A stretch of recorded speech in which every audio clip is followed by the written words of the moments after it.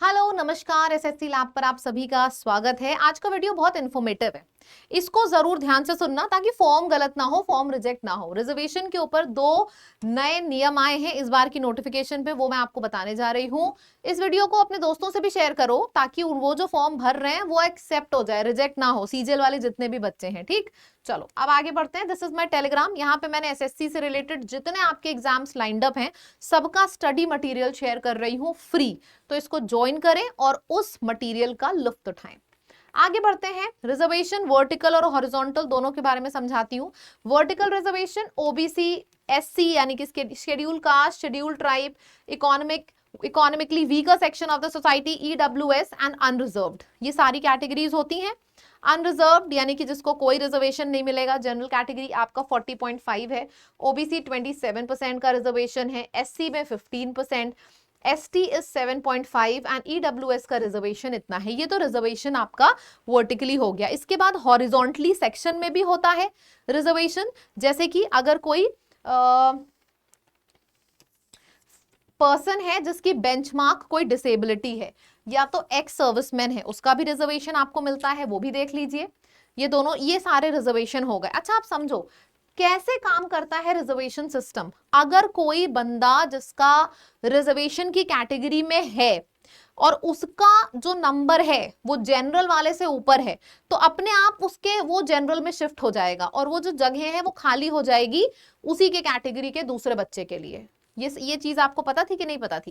Clearly लिखा है, कोई भी रिजर्वेशन कैटेगरी का कैंडिडेट अगर जनरल के कट ऑफ से ज्यादा नंबर लाता है, सपोज जनरल का कट ऑफ 153 है, एक सेकेंड कलर चेंज कर ले रही हूं।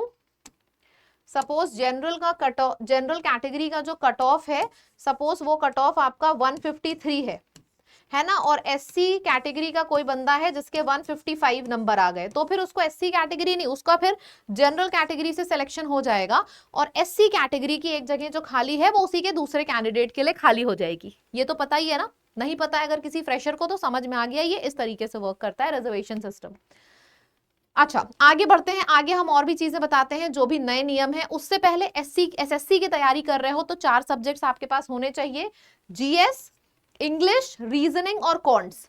जीएस की क्लास सुबह 9 बजे हो रही है, इंग्लिश की क्लास सुबह 11 बजे हो रही है और रीजनिंग की 4:30, मैथ्स की क्लास हो रही है 6 बजे।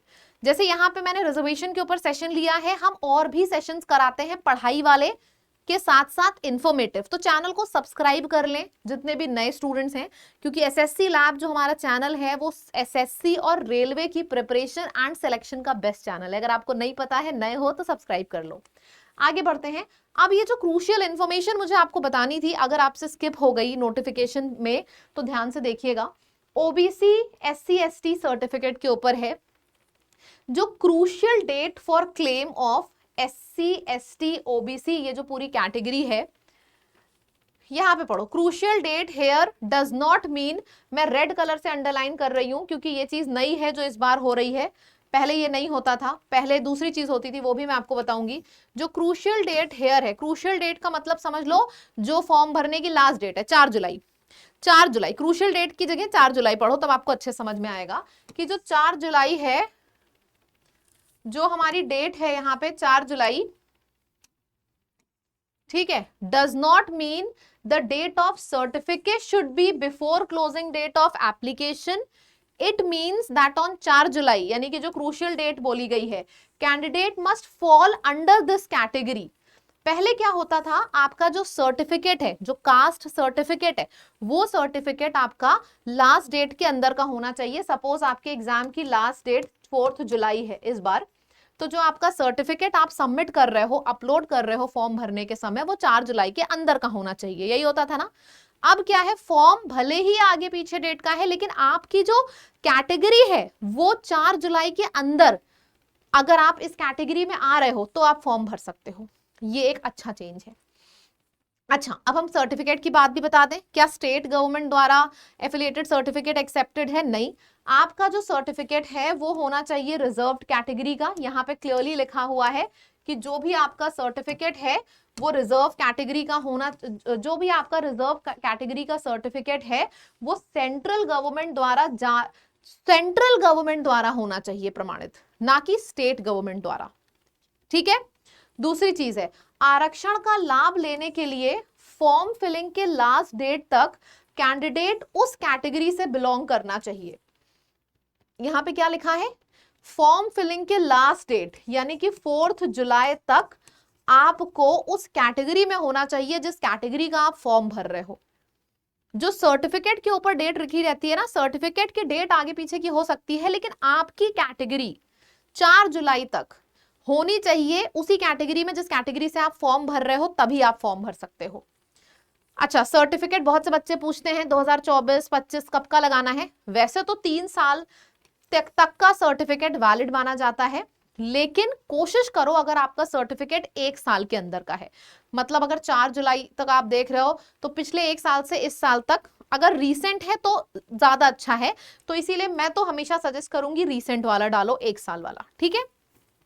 अच्छा जी, दूसरी इंपॉर्टेंट चीज ईडब्ल्यूएस का सर्टिफिकेट, यानी कि जो economically weaker section of the society form भरते हैं ना लोग, एज रिलैक्सेशन लेते हैं, बेनिफिट लेते हैं, तो आपको बेनिफिट तभी मिलेगा जब आपका जो सर्टिफिकेट है वो 1 अप्रैल 2025 के बाद का होना चाहिए, मतलब इस फाइनेंशियल ईयर का होना चाहिए। अगर आपका ईडब्ल्यूएस का सर्टिफिकेट जो आप लगा रहे हो फॉर्म भरने के टाइम पे, अगर वो 1 अप्रैल 2025 से पहले का है तो आपका फॉर्म एक्सेप्ट नहीं होगा। अगर आप ईडब्ल्यूएस कैटेगरी भर रहे हो और आप चाह रहे हो उसको आपका लाभ मिले, तो 1 अप्रैल 2025 के बाद का ही ईडब्ल्यूएस फॉर्म एक्सेप्टेड है। ठीक है, क्योंकि नया फाइनेंशियल ईयर तभी लगता है।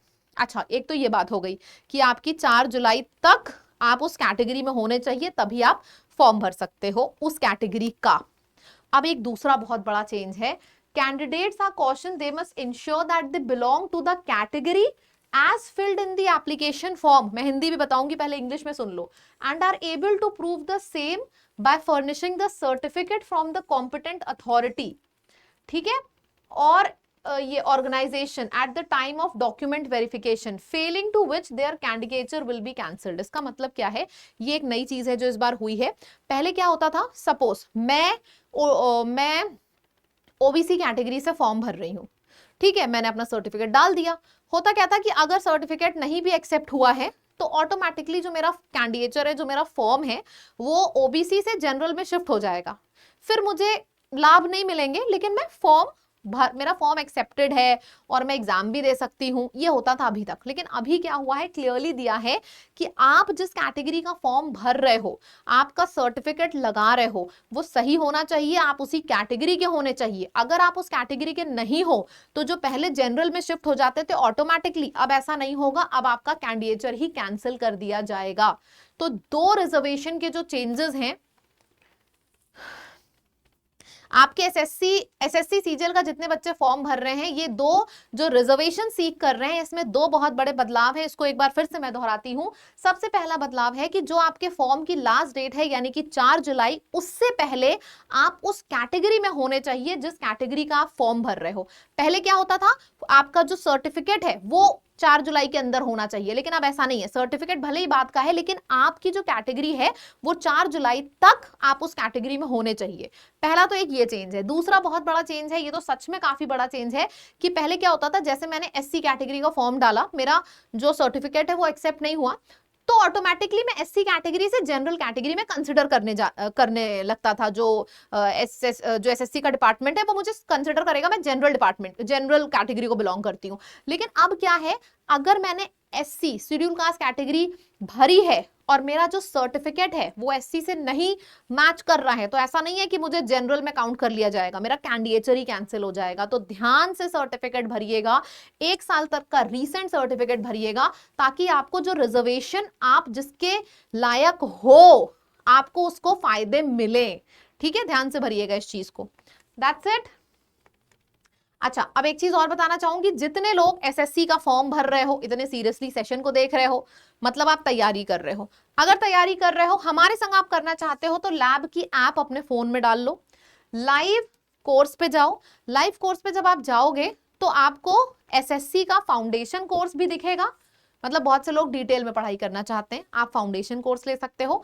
अगर आप चाहते हो 2 महीने का टारगेटेड कोर्स, तो ये टारगेट बैच है अभ्यास 2.0। आप इसमें एडमिशन ले सकते हो। हम लोगों ने क्या किया है, जितने भी टीचर्स हैं सबने मिलके इस बैच को ऐसे बनाया है कि 2 महीने के अंदर किस तरीके से आप अपने एग्जाम में कट ऑफ क्लियर कर सकते हो, एकमात्र एजेंडा है इस बैच को लाने का। क्वेश्चंस भी वही कराए जा रहे हैं आपको, प्रैक्टिस जो एग्जाम वाले हैं, इसमें सब नहीं पढ़ाया जाएगा। इसमें एग्जाम टारगेटेड एसएससी प्री का है ना, वो पढ़ाया जाएगा। सब पढ़ना है तो कंप्लीट फाउंडेशन बैच आपको लेना पड़ेगा। अगर आप चाहते हो कि सारे बैचेस आपको मिल जाएं, उस केस में महापैक ले लो, महापैक पे भी ऑफर है। ये सारे जो आपको ऑफर हैं ये कैसे मिलेंगे, सिंपल है, आप लैब की ऐप पर जाओगे, लाइव कोर्स में अगर आपको सिंगल कोर्स लेना है, महापैक में जाना अगर आपको महापैक लेना है, और इस कोड का इस्तेमाल करें लैब। जब आप लैब कोड का इस्तेमाल करते हो तो फायदा क्या है, उस कोर्स में जहां 1 ईयर वैलिडिटी आपको दिख रही है, ऑटोमेटिकली वैलिडिटी डबल हो जाती है, यानी कि 2 इयर्स वैलिडिटी आपकी हो जाती है। ठीक है, so that's it. Thank you so much. I hope इस वीडियो ने आपको फायदा दिया होगा। इसी तरीके के इंटरेस्टिंग वीडियोस जो आपके काम के हैं, साथ ही साथ पढ़ाई वाले वीडियोस, अगर आप चाहते हो सब कुछ आपको एक जगह पे मिले, चैनल को सब्सक्राइब कर लें हमारे, आपको सब कुछ मिलता रहेगा। और इस वीडियो को जरूर शेयर करिएगा अपने दोस्तों में, बहुत इंपॉर्टेंट वीडियो है। Thank you so much.